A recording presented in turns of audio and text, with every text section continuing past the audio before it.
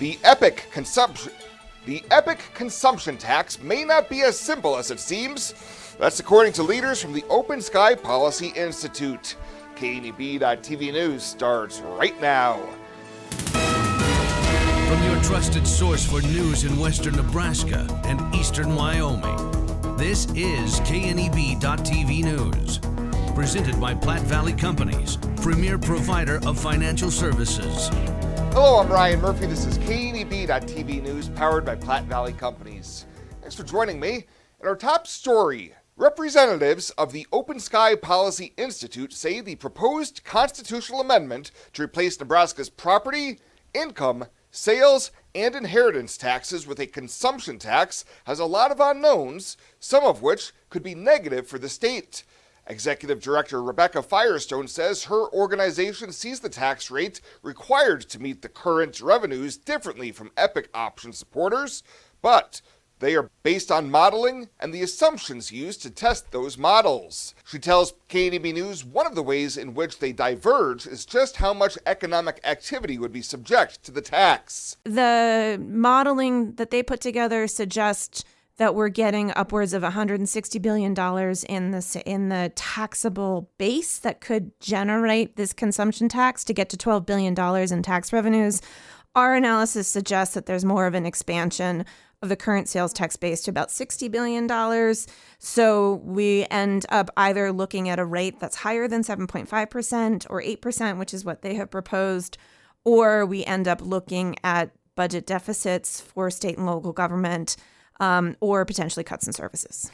Firestone believes it's not clear that the new tax system would cause the massive expansion of the state's economy that supporters believe it would, and push down the tax rate, saying the modeling is only as good as the assumptions used by the economists. Firestone addressed the subject during a forum in Gering last week, sponsored by Twin Cities Development. Well, 2 people and their pets were displaced by a fire in Scottsbluff early Saturday morning. Fire Chief Tom Shingles says that crews were called for a smoke check in the 1500 block of 9th Avenue around 1:30 a.m., finding smoke coming from the roof. Crews were able to quickly locate the fire and had it controlled in approximately 20 minutes. Investigators say the fire was caused by an overloaded electrical circuit. Damage was limited to the interior and estimated at about $35,000. And the Cheyenne County Sheriff's Office is investigating an incident at Layton High School Thursday in which a student allegedly made threats about the school, and then one student in particular. A deputy responded to the school around 4:30 p.m. after a male student said he was going to shoot up the school, which was reported by another student, and the male then threatened to harm the other student later on a school bus. Sheriff Adam Frericks tells KNEB News that the male was told not to return for an indefinite amount of time after his deputies interviewed staff and other students Thursday, and extra patrols were on hand at the school Friday. Frericks says it appears that the male student lost his cool during the incident, and neither his office nor school officials believe there will be any immediate threat to the school or staff at this time. We'll have more news right after this. The journey of a dream becoming reality. When we're young, a dream develops into a passion. That passion continues to manifest and grows as you do. It becomes all you want to do and all you want to be. It gives you direction. It drives you. Then, your dream has become a reality.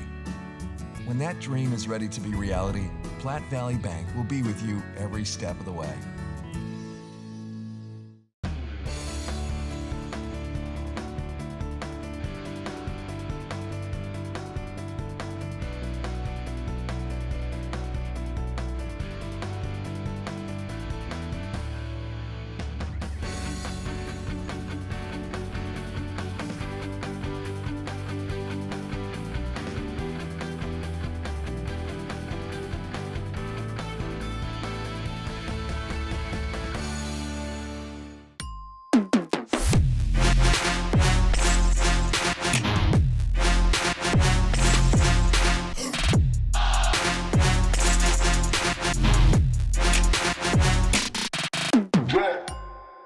Welcome back. Following consideration of more than a dozen measures over 5 days of debate, Lawmakers ended their discussion January 19th of proposed changes to the permanent rules that govern the legislative process.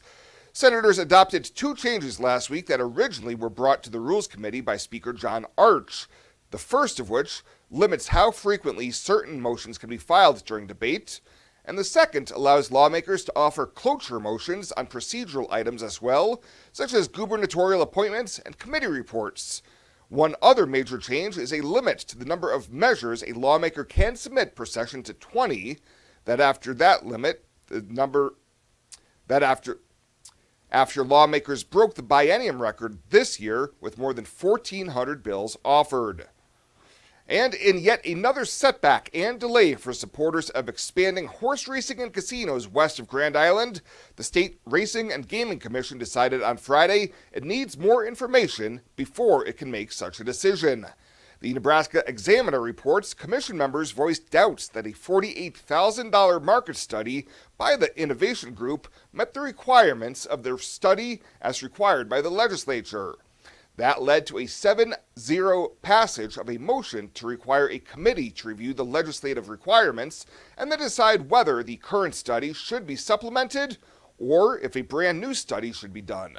The decision serves to delay consideration of moving a racing license from a quarter horse track in Hastings to a proposed new track and casino in Ogallala, which was a key part of proponents' plans for a similar facility on the southern edge of Gering. To sum up the past 20 years in one word, exceptional. It's one of our core values. But our people have been truly exceptional. Our customer support has been exceptional. In 20 years, where will Allo be? When we started, we were just a business fiber company. Then the demand came from residential. Now the products of both business and residential just continue to expand. We've got to start with customers' needs and always work backwards. The customers will tell us, and our teammates will take us there.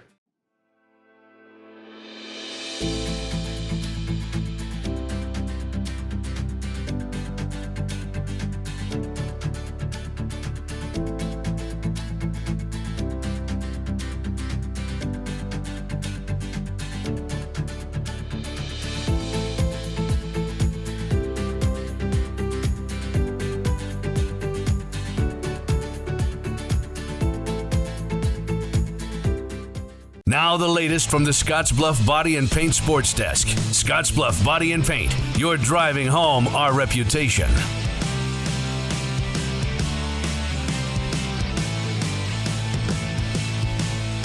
Plenty of basketball from the weekend, including a rivalry doubleheader on Saturday. It was Scottsbluff hosting Gering girls and boys doubleheader Saturday afternoon at Scottsbluff High. The Bearcat girls going for their 20th straight win over the rival Bulldogs, and after scoring only 6 points in their first meeting this season, it was Scottsbluff's Paige Horn getting 11 first quarter points. Scottsbluff led by 3 after 1. The Bearcats stretched it out to a 12-point lead at halftime as Ava Reed canned a couple second quarter three-pointers. Gering was able to hang in there as Nevaeh Haraski scored 6 of her team-high 14 for the Bulldogs in that third quarter, and Gering trailed by 8 heading to the fourth. Scottsbluff locked down the Bulldogs to the tune of just 2 baskets down the stretch, and when the dust settled, it was a 45-34 win for Scottsbluff. Horn finished with 23, Reed 13 for Scottsbluff. Mackenzie Todd joined Haraski in double figures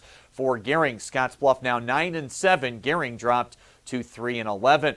The boys' game had start to finish action really, with the visiting Bulldogs more than holding their own. In the first quarter, it was the Bulldogs with 6 different players scoring, including a pair of three-pointers from Jackson Howard, as Gering led by 2 after 1. Second quarter, still tight. Uriah Wybera scored 11 in that frame for Gering, while Scottsbluff, they had 5 players score in the quarter, and at halftime, it was a 34-32 lead for Gering. Scottsbluff, though, started to seize control out of the locker room at halftime. You knew Nate Kelly would have his say in the third quarter. He scored 9 points as Scottsbluff jumped in front 52-48 heading to the fourth. More of the same from Kelly down the stretch. He scored 9 more points in the fourth, finishing with a game-high 28. Big three-point makes as well from Carter Reisig and Caleb Swisher as Scotts Bluff went on to win it 71-61. Kelly and Swisher in double figures for Scotts Bluff. Wybera got 22 for Gering, with Howard and Trenton Bruner joining him in double figures on the day. Both schools, along with Mitchell, Sidney, Chadron, Alliance, Sterling, Colorado, and also North Platte. All those schools getting set for the Western Conference tournament. That'll run Thursday, Friday, and Saturday. Also over the weekend, there was a pair of home doubleheaders for WNCC basketball. The Cougars go a combined 3-1. The Cougar women won both their games over Trinidad State, and then on Saturday, a 61-47 win over Otero. Amaya Donaldson and Faith Walker both with 14 in the Saturday win. The Cougar women now improved to 18-3. For the WNCC men, after a home loss to Trinidad on Friday night, they were able to bounce back with a 12-point win over Otero, 77-65. Balanced scoring attack as the Cougars had 5 in double figures. Willie Wilson led the team that day with 14 points. The Cougar men have now won 5 of their last 6. It'll be a road doubleheader. Right back to it tomorrow on the road. The Cougars at North Platte Community College will have those games with Chuck on KOLT starting at 3:45 for pregame. That is the latest today from right here at the Scottsbluff Body and Paint Sports Desk. I'm Chris Cottrell. Are you looking for the perfect place to hold a wedding, family reunion, holiday office party, or business meeting? Well, look no further. The Hampton Inn and Suites Hotel and Conference Center is just the place for you. We're a full-service banquet facility that can host up to 400 of your guests. Stop in and see our spacious open-concept meeting rooms and begin planning your special event or family gathering today.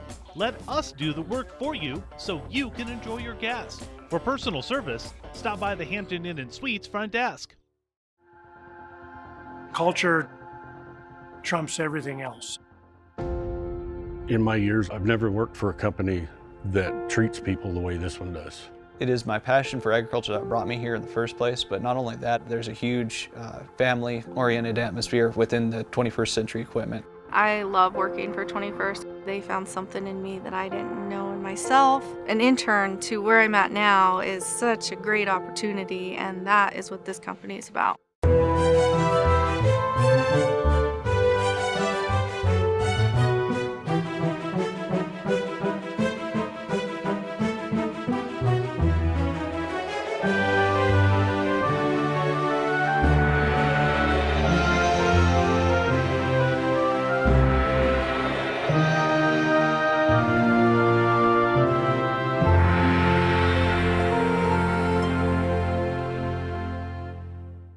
Let's take a look at your community calendar, brought to you by Riverstone Bank.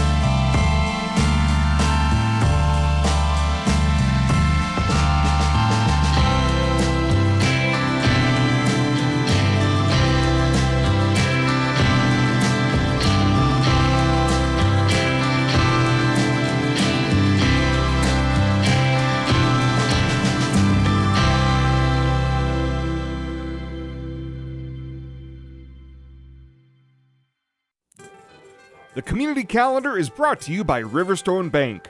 We're local and we love our community. Fly United Airlines, operated by SkyWest with Western Nebraska Regional Airport.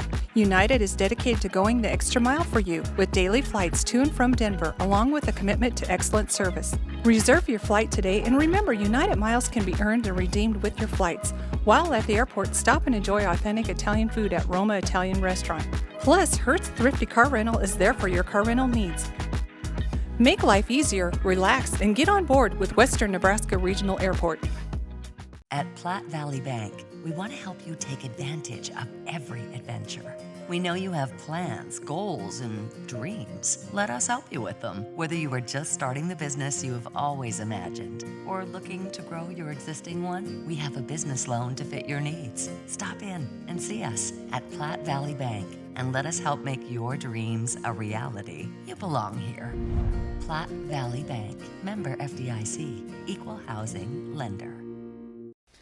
And finally, tonight, the Cityville Alliance recently completed interviews with 3 candidates for the position of police chief, but was unable to come to mutually agreeable terms with the candidates. A release from city manager Seth Sorensen thanks those who dedicated their time and talents during the process thus far, including interim police chief Kirk Felker. Sorensen said the police chief selection process is very thorough and aims to find the most appropriate candidate to lead the Alliance Police Department and serve the community effectively. The search will continue with the help of the Government Professional Solutions recruiting firm. Well, that does it for us this time. Thank you so much for tuning in. Stay safe out there. We'll see you here next time.